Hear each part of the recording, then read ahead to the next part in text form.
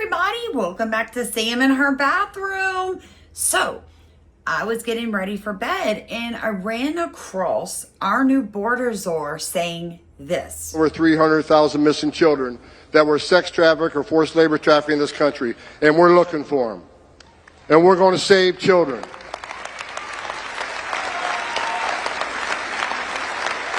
All these bad stories about Trump, Homan, you're racist, you're a white nationalist, you're a mean person.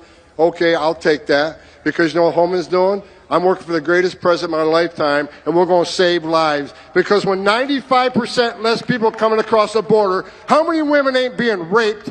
How many Americans aren't dying from fentanyl overdoses? How many no-suspected terrorists aren't getting in the country? How many women and children aren't sex trafficked in this country when you have a border lockdown? We're saving lives. So whether or not you agree with him on the issue of undocumented illegal people coming into sovereign countries, let me try to explain this to you, friend. There's a reason countries have borders, okay? And Western civilizations are being taken advantage of. One of the reasons we're being taken advantage of is because we have things like freedom of religion and freedom of speech. So when you bring a bunch of people over that have never had those freedoms, don't understand what it took to get them, they abuse the goodness of your heart. They abuse it. But what's worse is when there are predatory citizens who are helping with the trafficking of these undocumented people by doing this. A lot of money after the misery of people being trafficked. It's disgusting. Get them locked up. A new online trend is promoting the asylum seeker hotel crisis as a way to get rich. There are thousands and thousands of people, asylum seekers coming into this country, and you can make loads of money just by housing them. They're property influencers. If you're interested in deals like this, DM the word deals. And they are encouraging other people to make money in this way. It's deeply morally questionable, obviously. Nonsense. All they do is make themselves richer. We wanted to try and track down some of the people in these videos. Right, mate? So, do you know the businesses? Be asking yourself, what is actually going on in that clip, Sam? Those people in Europe are citizens, and what they do is this. So these are the Fontaine brothers. They have a YouTube channel. They help to buy up property, and I guess they call themselves like realtors, you know what I'm saying? And they flip them. But who they're flipping them to is the important question. Because what's happening is they get these properties, they buy them, they fix them up, refurbish them, and then they sell them to people who are going to be slum landlords. Now we see this happening in American cities also. Chicago, New York, you got 50 Haitians. You got 40 Puerto Ricans, you got 70 Venezuelan men, all living in a room that was never meant for more than like 2 or 3 people, or a flat, as they call it in Europe. So I think as westernized countries, we're going to have to come together and we're going to have to demand that citizens who do this kind of stuff get arrested for breaking our immigration laws. Right now, our border czar, he's not playing, folks. He's not playing about AOC with her nonsense, and he's not playing about these Venezuelan gangs. First off, have you seen, look at this. Look at these men. These are men. Do any of them look like they're needy? You know what I'm saying? I mean, like, you come to our country, you say you're coming here because yours is not safe. You're fighting age. Look at them. Would any woman feel safe if this moved to your town just out of the blue? And I bet a lot of the Black Americans would admit this is a bit much. There's no children. There's no women. These are not married men. What in the world would these men have the need to come to the United States for?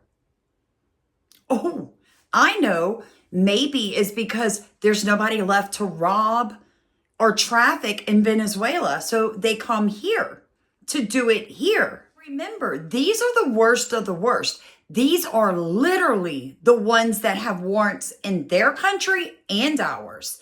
That's the first go round. But listen to Tom, our border czar, because what he says next gives you an idea of where America's actually going with the deportation of undocumented peoples. That I have a president who's going to open up every avenue of law enforcement to this great nation. In under 4 weeks, we have illegal crossings on the border down 95%. Into sanctuary cities, game on, because Pam Bondi's back into place. And Kash Patel is back running the FBI. President Trump brought together one hell of a team, and every time I see one of these people get nominated and take their oath for office, I just get that much more excited. I'm afraid I'm going to have a heart attack one of these days because it just keeps getting better.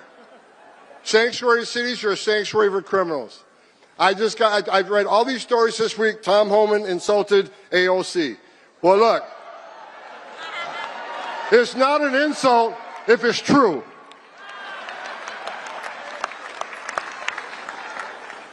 She says Homan has no game, he has nothing on me. Look, you can claim you're educating people according to their constitutional rights. I think she's a long ways away from being a constitutional scholar myself. Bottom line is, we know what the game is. You can claim you're educating people to their rights, but we know what the end game is. Try to tell people how to invade law enforcement. And we're talking about people who enter the country illegally, which is a crime, committed a violent act against a U.S. citizen, were ordered removed by a judge. We got members of Congress saying it's okay to educate them how to invade law enforcement. We're not making this shit up. We're enforcing the laws enacted by Congress. And we're not going to apologize for it. Not under this administration. He continues down this avenue for quite a bit of time. And if you didn't know, they had to increase security for our border czar because the Mexican gangs have threatened his life. Now, I'm all over social media platforms. I have to.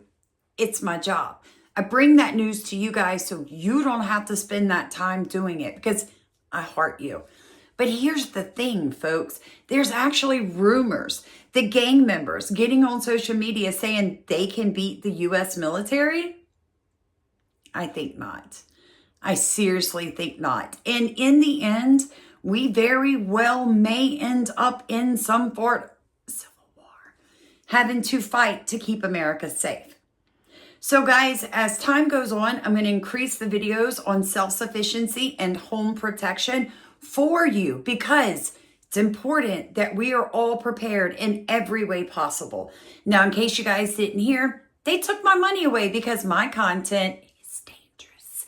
So if you want to support truth, look at the top of comments. I even have my address if you just want to throw a dollar bill in the mail with that ridiculous like 50-something cent stamp.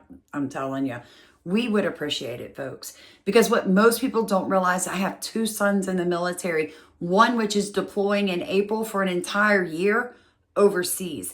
Now I have to go get him in March in Tampa and move him all the way back to Louisiana. But God is so good. I got my last check for January and they demonetized me the next day. Thank you, Jesus. Because that money is earmarked for that child. Because as a parent of a U.S. soldier, I'm going to do everything I can to make sure my son can efficiently and effectively protect your home and mine. So guys, I love you. Tell me in comments, what do you think about this? Should we bear down, put the pressure on the gangs and every illegal, or should we allow these people who have been here 20 years and have never attempted to even become a citizen, should we allow them to stay? Like, where do we draw the line? What do you think?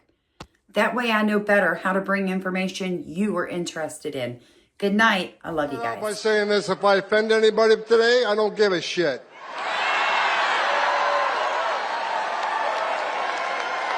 Don't care.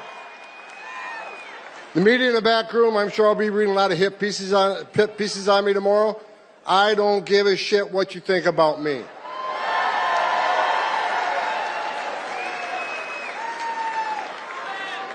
I get asked all the time, does it bother you? There's a big part of this country that hates your guts. I don't care.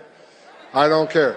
Because we got a job to do. You know, I wake up every day for the last 4 years pissed off because the Biden administration took the most secure border in my lifetime and unsecured it on purpose.